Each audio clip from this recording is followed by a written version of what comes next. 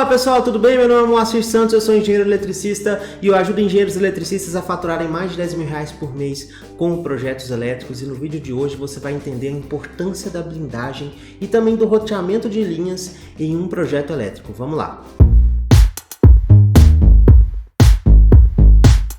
Então a primeira coisa que eu quero que você entenda é o seguinte: para a gente entender por que a gente precisa de blindagem e por que a gente precisa de algo que é chamado de roteamento de linhas em um projeto elétrico e pensar nisso em qualquer projeto elétrico que a gente for elaborar, você precisa entender o seguinte: quando um raio ele acontece em qualquer ponto dessa edificação ou próximo a essa edificação, e quando a gente fala próximo a essa edificação, até num raio de 500 metros dessa edificação, acontece o seguinte: este raio ele vai gerar uma onda eletromagnética que vai se propagar até encontrar os cabos da instalação elétrica.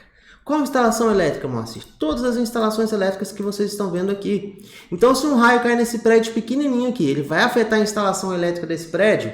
Pode ser que sim, se não tiver com a devida proteção. E ele vai afetar também, possivelmente, algumas instalações elétricas desses prédios aqui nos arredores. E aí, quando eu falo isso, a gente fala até 500 metros de raio aí, depois que este raio foi atingido. Pode ser até mais, porque a linha elétrica ela pode conduzir o surto também desse raio. Então essa onda eletromagnética ela vai se propagar e encontrar os cabos dessas instalações, né? Esses cabos eles vão produzir, né, vão gerar uma corrente induzida na onda de 8/20 microsegundos, né?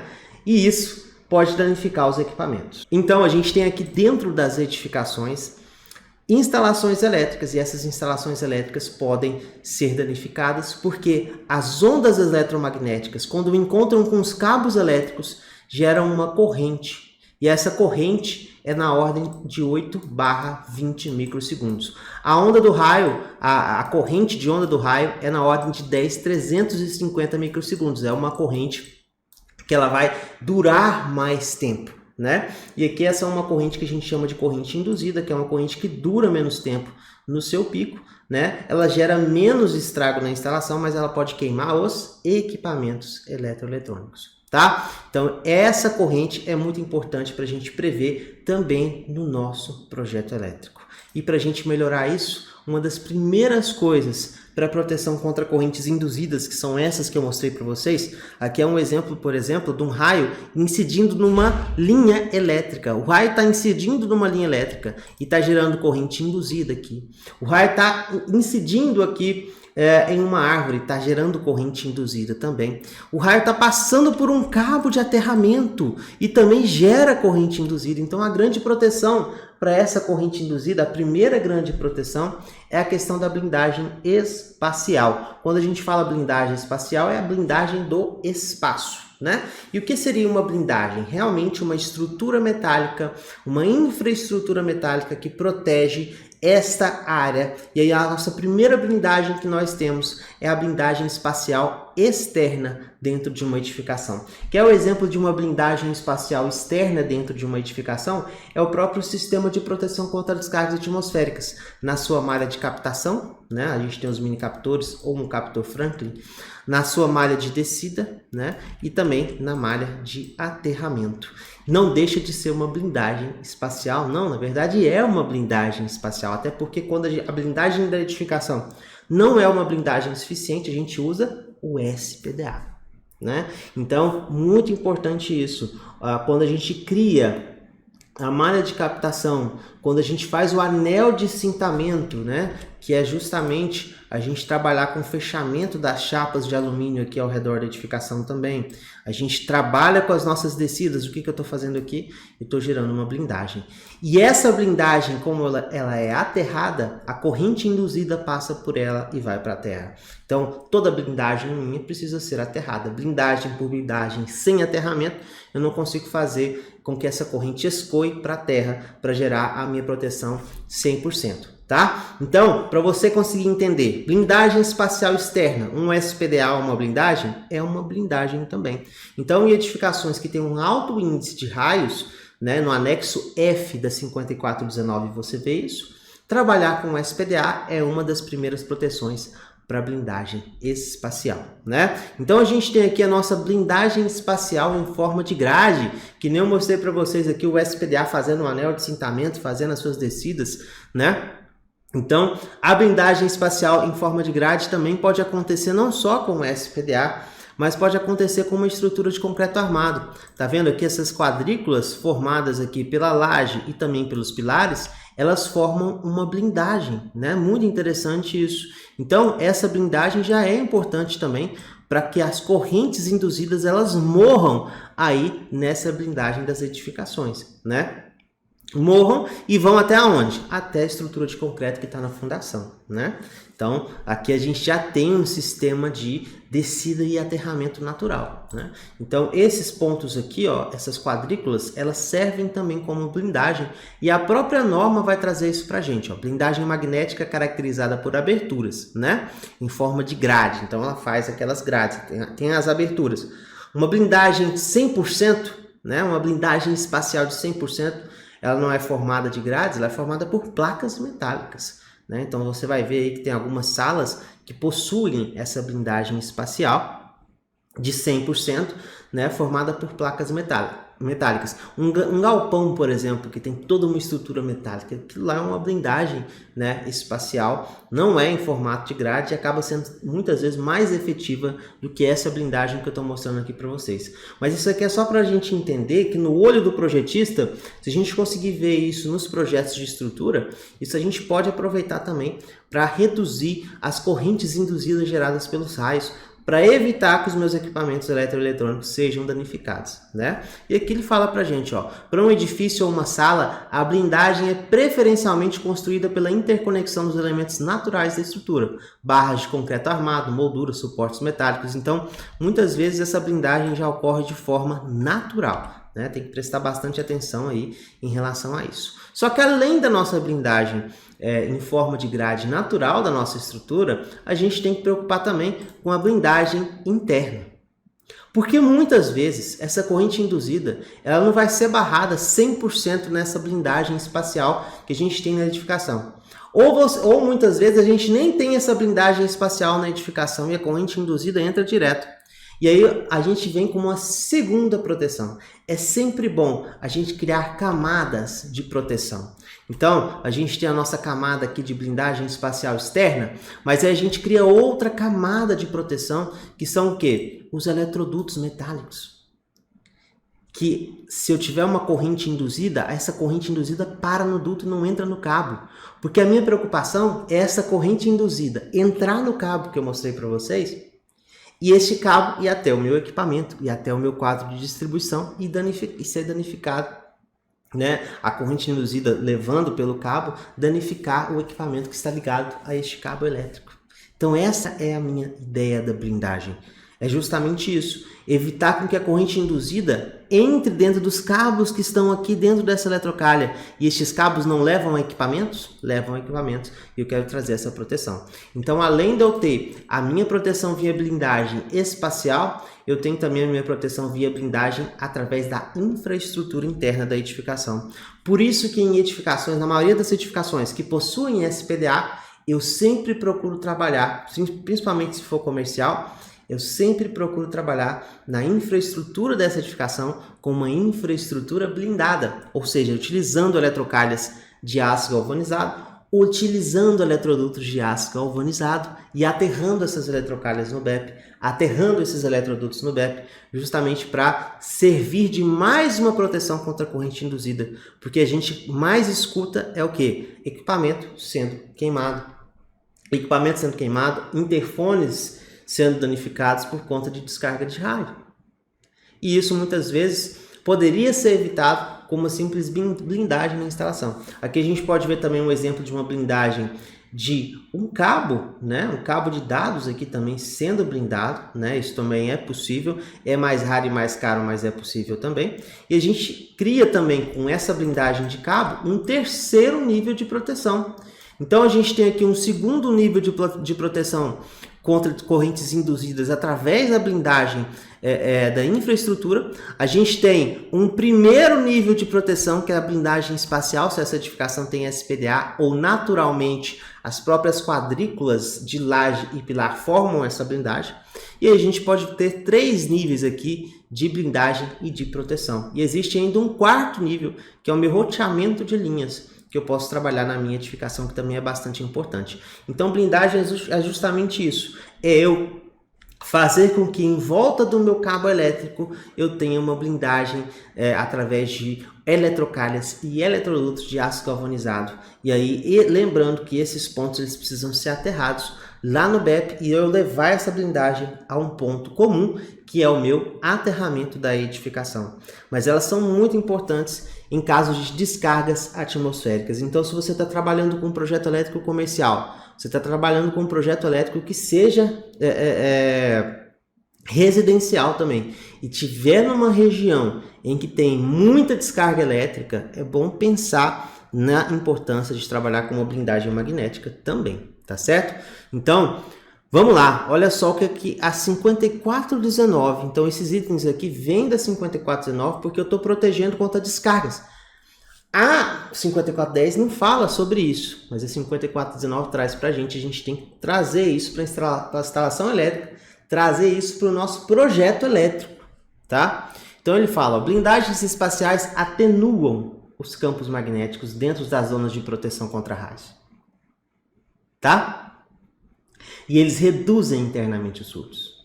E aí ele fala também, blindagem de linhas internas. Ó, primeiro vamos para os níveis. Ó, o primeiro nível, blindagem espacial. Então estou falando da blindagem de fora da edificação. Depois ele vem blindagem das linhas internas, utilizando cabos blindados ou os dutos blindados. Se eu trabalhar com cabo blindado ou duto blindado, é um nível de proteção, é um segundo nível de proteção. Se eu trabalhar com cabo blindado e duto blindado dentro, aí você cria 3 níveis de proteção, né? E isso minimiza os surtos induzidos internamente. Então você vê que a norma, isso aqui é 5419, parte 4 da norma, ela está preocupada com surtos induzidos pelos raios.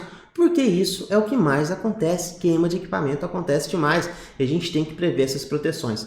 Só eu colocar muitas vezes um DPS num quadro de distribuição geral ou num quadro secundário não é o suficiente. A gente tem que pensar também nessa blindagem, né? E aqui ela traz também a questão do roteamento de linhas, que eu vou falar para vocês, né? Que pode minimizar os laços de indução e reduzir os surtos, que eu vou mostrar para vocês o que são isso. E a gente tem também a blindagem das linhas externas, entrando na estrutura, também limita os surtos conduzidos para dentro dos sistemas internos. Então, se você tem, por exemplo, uma subestação do lado de fora, né, uma subestação que alimenta uma edificação, trabalhar com dutos de aço galvanizado também, até chegar nessa edificação, podem minimizar esses surtos, né? Então, trabalhar com uma blindagem contínua até chegar no meu equipamento a ser alimentado é bastante importante, e trabalhar com roteamento de linhas também é bastante importante. Que nem ela falou aqui pra gente, ó. Roteamento de linhas pode minimizar laços de indução e reduzir surtos. Eu vou explicar para vocês agora o que significa esse roteamento de linha. Para a gente trabalhar com blindagem, a gente trabalha só com a minha infraestrutura metálica sob este cabo, né? Então, externamente a este cabo. Blindagem espacial externamente a minha edificação, né? Aí a gente tem também o roteamento de linhas, que pode minimizar esses surtos elétricos.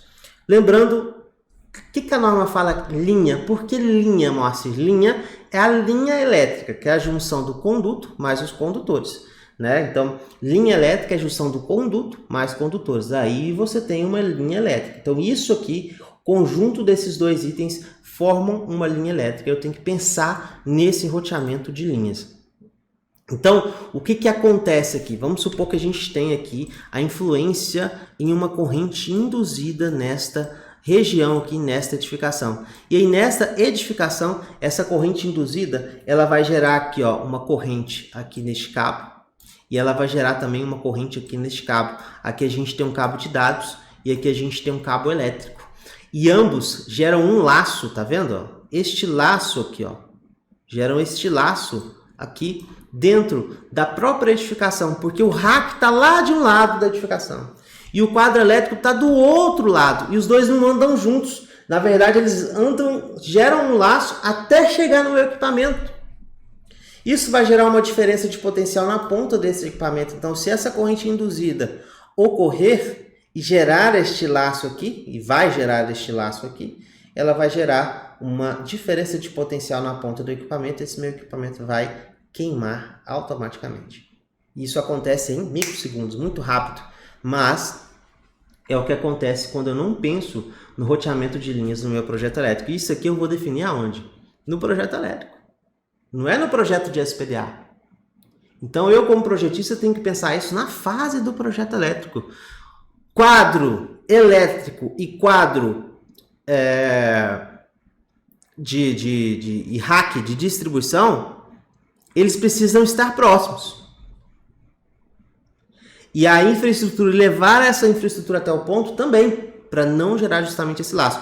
Se eu minimizasse isso aqui, se isso aqui e isso aqui estivessem andando próximos, não estou falando dentro da mesma infraestrutura, porque gera interferência, mas se eles estivessem andando próximos, em infraestruturas diferentes, olha a minha área de laço aqui, ó. A minha área de laço ia ser muito menor e a diferença de potencial aqui ia ser ínfima, a ponto de que esse equipamento não fosse danificado, né? Então, muito importante também a gente pensar na geração de laços. Então, o que eu faria para minimizar isso? Eu posso ter até um ponto aqui e outro ponto aqui, mas para minimizar eu viria aqui, trabalharia próximo aqui, né? Até chegar no meu equipamento, gerando uma área de laço muito menor, né? E a gente tem essas informações na própria 5419, na parte 4, lá no anexo A da 5419, ela fala, ó, surtos induzidos dentro dos sistemas internos podem ser reduzidos por meio de roteamento, né? Minimizando a área de loop de indução, que é justamente essa área aqui que eu trouxe para vocês. Então aqui ela está trazendo um exemplo do equipamento, né? E aqui ela está trazendo exemplo do cabo de sinal, cabo de energia e o laço de indução sendo gerado, né? Aí ela fala, ou utilizando-se cabos blindados ou dutos metálicos, minimizando o efeito da indução interna, ou a combinação de ambos, utilizar cabo, duto e também reduzir o laço. Aí é o sistema maravilhoso. Aqui ela está falando de um sistema que é desprotegido, que a gente tem cabo de linha de sinal de um lado, cabo elétrico do outro, um equipamento de um lado do outro, e aqui gerando um laço de indução, que vai justamente, em caso de uma corrente induzida, trazer uma diferença de potencial entre os pontos de alimentação e queimar esse equipamento, né?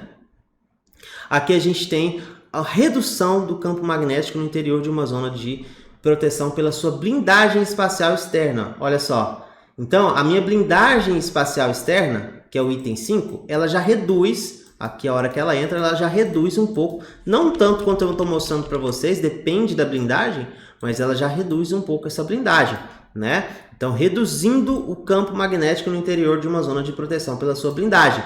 Essa blindagem ela pode ser o quê? Ela pode ser um SPDA, né? Ela pode ser a própria estrutura natural da edificação, né? Então, essa blindagem ela pode ser vir da própria estrutura ou pode vir também de um sistema de proteção contra descargas atmosféricas, né?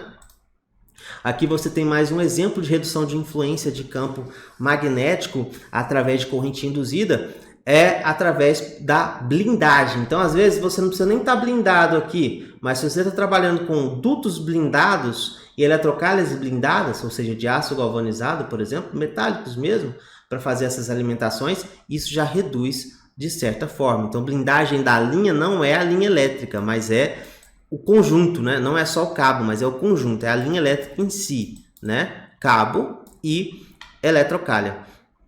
E aqui a gente tem cabo de energia, cabo de sinal e equipamento. Então, essa redução de campo também ocorre por meio da blindagem da infraestrutura, né? E a gente tem mais uma blindagem, mais uma redução de campo, que é a gente trabalhar com o quê? Com a redução da área do laço de indução, que é justamente essa área deste laço aqui. Aqui você pode observar que eu estou levando cabo de sinal e cabo de energia um do lado do outro, que nem eu mostrei para vocês. Não estou falando para deixar na mesma infraestrutura, mas um do lado do outro já resolve essa questão de diferença de potencial e minimiza isso na hora que chega no meu equipamento. Então essa luta toda que eu estou mostrando para vocês, e olha esses estudos das normas, e principalmente da norma da IEC, que isso é tirado das normas IEC, É justamente em caso de uma descarga atmosférica que gera corrente induzida até a minha instalação elétrica. Isso pode afetar quem? Os meus equipamentos. Aqui eu estou pensando especificamente na segurança dos meus equipamentos na instalação. Vou só mostrar aqui agora para vocês um exemplo disso em um projeto elétrico. Então aqui, se você tiver, por exemplo, eu quero alimentar especificamente essa tomada desta TV. Essa tomada desta TV aqui. Vou alimentar essa tomada dessa TV. Bom, aí eu venho, saio com o meu quadro de distribuição. Aqui a gente tem um rack e um quadro de distribuição. Saio com o meu quadro de distribuição para uma alimentação aqui. Chego nessa eletrocarga. Venho por aqui. Subo aqui. Chego aqui também. Até chegar na minha TV. Alimentei pela minha instalação elétrica. E aí, se você está fazendo também a parte de dados, você pode muito bem sair daqui. Sair daqui para alimentar um ponto de dados na TV, que está justamente aqui. Então, eu estou alimentando a minha TV na parte de dados por um lado e na parte elétrica por outro. Olha o tamanho do laço de indução que eu acabei de criar trabalhando dessa forma aqui, dessa alimentação. Olha o tamanho do laço. É esse tipo de laço que a 549 está falando para a gente. De um lado a gente leva um ponto de alimentação, do outro a gente leva outro ponto de alimentação. Qual que seria a solução aqui para a gente nesse caso? A solução para a gente seria sair com o meu rack especificamente daqui. E o meu ponto de dados e alimentação de dados sair do lado aqui, nem que seja por uma eletrocalha ou duto, para chegar no ponto de alimentação aqui. Minimizei a área do laço, não vou ter diferença de potencial, ainda estou trabalhando com blindagem.